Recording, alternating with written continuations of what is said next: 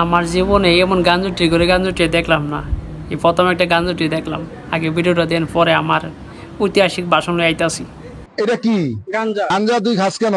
তোর বউয়ে মানুষের বাসায় কাজ টাজ করে, হ্যাঁ। আর তুই কি কাজ করস? আমি আপাতত কোনো কাজ কাম তুই আপাতত কোনো কাজ করস না? না। তুই কাজ করস না, তুই যে গাঁজা খাস, এটা টাকাটা ফাঁস কই? আমার বউ 40টা দিয়ে গেছে, আরেকজন 80টা দিছে। মানুষের বাড়িতে বউ কাজ করে টাকা দেয়, আর এই টাকা দিয়ে তুই গাঁজা খাস?